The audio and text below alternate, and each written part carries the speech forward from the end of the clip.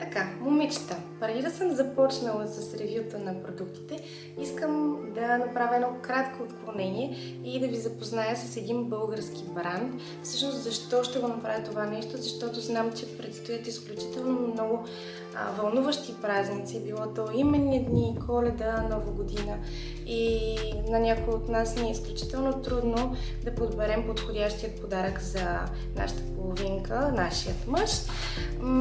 Вкъщи преди малко пристигна ето това малко бижу, което е на фирма Dukes, както може да видите сами. Това е български бранд, който разработва козметика специално за мъже. Става просто за зоната на лицето. Те работят изцяло с натурални съставки, като нямат вредни химикали в продуктите си, което наистина ги прави изключително така пикантни, бих казала, за нашата аудитория. Сега ще ви покажа малко повече и вътре самото съдържание. Отворя пакета. Аз просто нямах търпение да го направя това нещо. Знам, че той сам ще си отвори, ще си види, но като истински представител на женският пол, знаете какво е и винаги сме супер любопитни. Така, отплеснах се. Вижте сега за каква красота става въпрос. Започваме с една брандирана картичка, която е с восъчен печат. В смисъл, това стои супер луксозно като за такъв подарък. Те ме помолиха да кажа името на мъжът ми, за да може вътре да напишат послание, което е персонализирано специално към него. След това имаме един флаер, който описва рутината сутрин и вечер. Има количествата, които се нанасят от самият крем и кое след кое следва.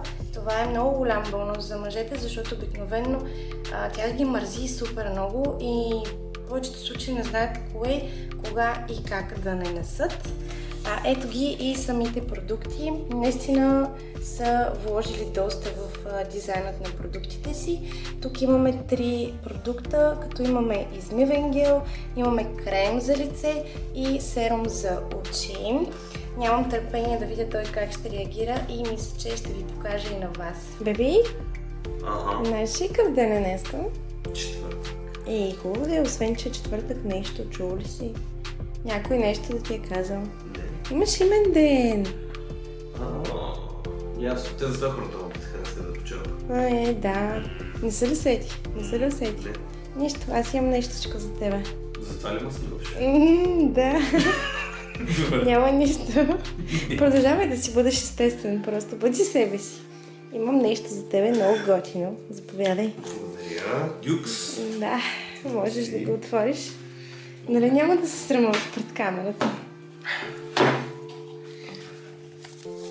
Много хубаво писъмце. Това е за сутрешната и вечерната ти рутина. В случай, че имаш някакви затруднения, моето момченце. Да, любов моя, много ти благодаря. Харесва ли ти? Да, много. Много се радвам. Ще си ги ползваш с удоволствие. Естествено, още тази вечер.